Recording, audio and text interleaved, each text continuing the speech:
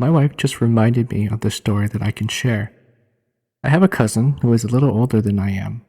His wife and my wife get along wonderfully, so when this happened, she called my wife up right away to tell her about it. A couple of years ago, my cousin and his wife moved into a rental home in St. Paul with their 2 children. The home was nothing unique. It was just a typical Minnesota 3-bedroom house. The rent was cheap and the location was good for my cousin's work. However, it turns out they wouldn't be living there long at all. For the first few days, things were quiet. Then, they would see shadows and hear voices. Sometimes, the voices sounded like children giggling. At the time, their daughter was a toddler and just learning to talk and run around. One day, when my cousin had gone to work, his wife was with the kids in the living room. She was working on something when suddenly the little girl ran to her crying.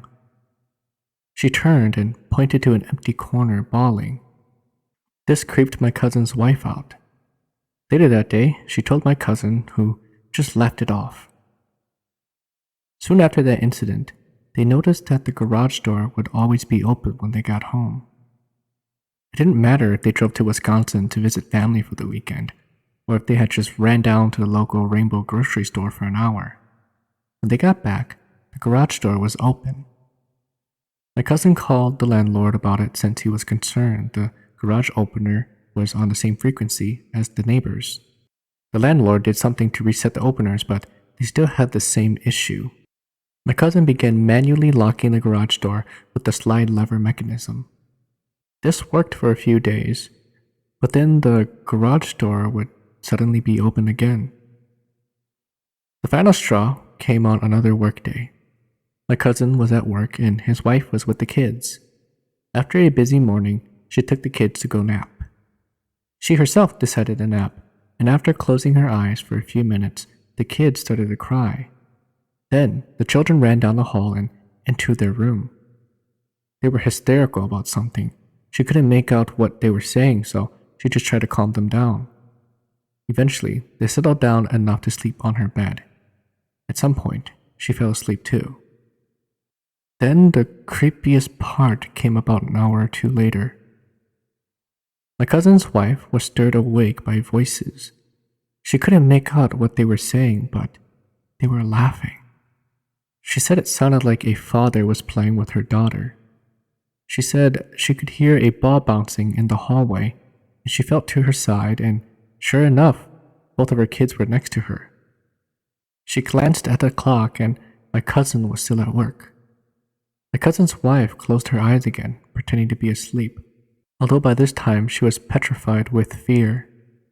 Suddenly, she heard the bedroom door creak wide open as the sound of a ball bounced into the room. She said she felt the weight of a ball land at the front of the bed. What felt like the full weight of a small child had just jumped onto the bed. The ghost child landed squarely on my cousin's wife's legs. She yelped loudly in pain and fear. When my wife told me about this part, I laughed. The ghost child must have been scared too because my cousin's wife heard little footsteps quickly run out of the bedroom. When my cousin got home, his wife was bawling her eyes out. She was terrified of what was in the house, and she was pissed at him for not taking it seriously. Within a few days, they moved out. This story made me think of the movie The Others. In that movie, the ghosts didn't know that they were ghosts, and in fact, they couldn't even see the living people who were living in their house. I wondered if it was like that for the ghost child and her ghostly father. A few years ago, a few of my mom's cousins came into town to go hunting with my dad and an uncle. Deer hunting was really good the previous year, so when my dad shared the tales with my mom's cousins, they all got really excited and wanted to go. 3 of them ended up visiting. The plan was to spend an entire week hunting and camping. Everyone was really excited about it. Unfortunately, my brothers and I were working and could not get the vacation time to go with the older fellas. Something weird happened though. 3 days into the trip, they all came home. They didn't come home empty-handed, but my uncle called us to go over for dinner that night. They had plenty of deer meat and wanted to share. We had a great time at the impromptu gathering at my uncle's house. However, my brothers and I were curious. Why did they come home so soon? One of the older men told us this story. Prior to coming down for the trip, he purchased a really nice GPS along with brand new batteries and spare batteries for his backpack. Since he didn't know those woods, he didn't want to get lost. He said on the first day, everything was fine, but on the second day, as he was wandering around looking for game, he felt like something was watching him. He said he would hear footsteps, but when he looked behind him, there was no one. All afternoon, these occurrences were happening to him. As the day wound down and he made his rendezvous with the other men, it stopped. He told the others about it, but the men just teased him. They made camp and went to bed without any incidents. The next day, he was out on his own again. He wasn't hearing the footsteps anymore, but he still felt uncomfortable. He decided to stop wandering and found a spot to settle in. He came to a small hill with trees that looked promising, so he made his way to the big tree at the top of the hill. Suddenly, he heard moaning, almost like a woman moaning.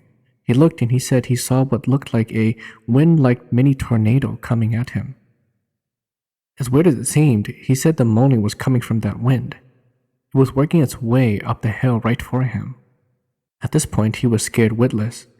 He closed his eyes and could feel the dried leaf and debris swirl up around him. The moaning seemed to be right in front of his ear. Then suddenly, the wind swirl vanished and it was silent. The poor guy said his heart was pounding and he was panting, trying to catch his breath. He was so scared. At this point, he was no longer in any mood to hunt. He decided to follow his GPS back to the camp and just waited there until the rest arrived. The weird part is that his GPS was now dead. It made no sense. He shook the GPS, thumped it with his fist, and nothing. He removed the batteries and got the spare ones from his backpack. Those were dead too. Then, he reached for his walkie-talkie and tried to reach my dad and the other men. And guess what? The batteries were also drained. Luckily, he was able to retrace his steps and find his way back to camp. Several hours later, the other men started to arrive. When they saw him, they were relieved because they had been unable to speak with him all day long on the walkie-talkie. He explained why and insisted that they all go home.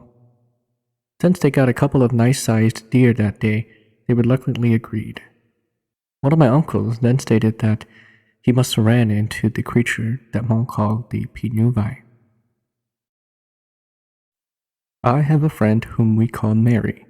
Mary was in college. During her freshman year, she was placed in a dorm that was reportedly haunted. Mary was a pretty level-headed type of person, and she did not pay much heed to things like ghosts and goblins, so she just shrugged off the stories. One night, Mary needed to study for an exam. However, she was finding it hard to concentrate since her roommate was home. The roommate liked to play her music at the highest volume setting, so even though she was wearing headphones, Mary could still hear the music blaring through. Mary needed a quiet place to study. She could go to the library, but being a petite girl and new to college, she wasn't comfortable walking across campus at night. Mary then remembered that the top floor of the dorm was empty. All the rooms were being renovated and no one was living on the top floor during this particular semester. She had gone up there a couple of times to study before. Even though girls on her floor whispered that the top floor was haunted, Mary never noticed anything strange in the time that she spent there, so she gathered up her things and headed for the elevator. Mary went to the 14th floor and entered the lounge.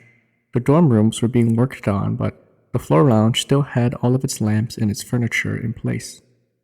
The only difference was that this lounge didn't have a handful of giggling girls doing their nails and talking. Mary settled in and began her studies. Everything was nice and quiet as always.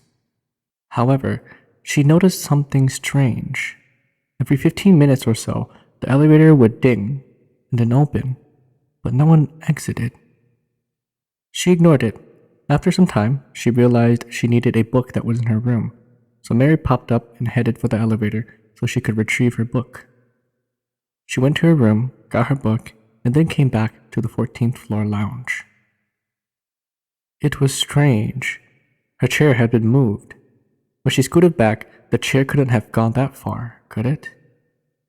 The chair had slid backward nearly 10 feet.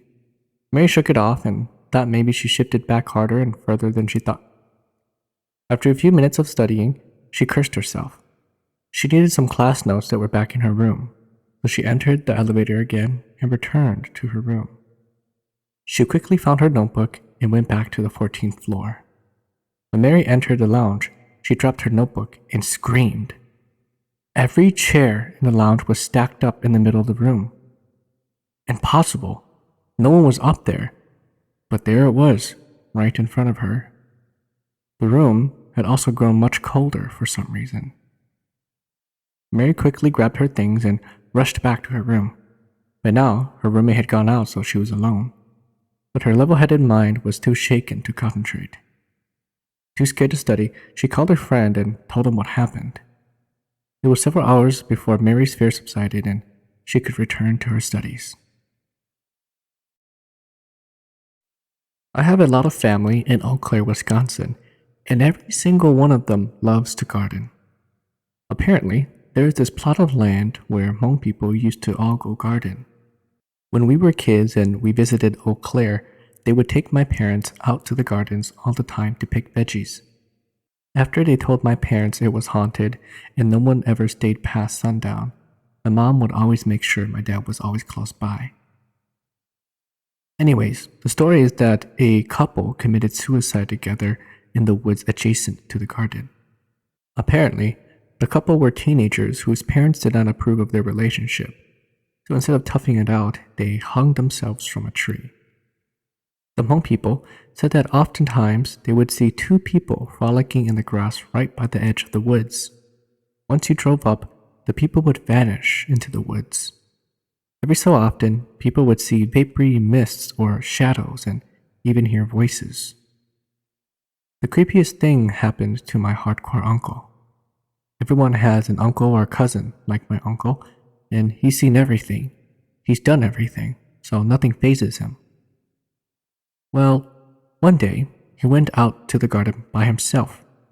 It was supposed to storm that day, so when he got out there, no one was there except for a Hmong lady and her daughter. By the time my uncle got there, the mother and daughter were preparing to leave. My uncle then worked through the morning since the rain held off. Around noon, he sat down to have some lunch. He said he was eating a bag of potato chips. When he set it down, he reached for his Gatorade. As he took a sip of Gatorade, he looked down and saw a black snake slither right into his bag of chips. My uncle stood up and stepped back a little bit. He waited, but the snake didn't come out of the bag. My uncle reached down and saw that the bag did not have a snake in it, just the rest of his chips. He took that as a sign that it was time to go home. My uncle gathered up his gear and loaded up his truck. Just as he started his engine, the rain started. He said it didn't just rain, it poured down hard. He was slowly starting to drive away when he reached the gravel road, which was starting to get muddy, and began to drive towards the paved road. After driving about 100 yards onto the gravel road, he saw an old Hmong woman sitting on the side of the road. He said she was wearing Hmong clothes and just sitting on the grass facing away from the road. Immediately, he stopped his truck to help her, thinking it was a lady who had just gotten caught up in the rain. He stepped out of his truck and, sure enough, there was no one there. The old woman who had been sitting there just vanished into thin air. This managed to creep my uncle out a little. When he got home, he told my aunt, and she got really scared. She told him that an old woman who had been sick for a few days just died that morning.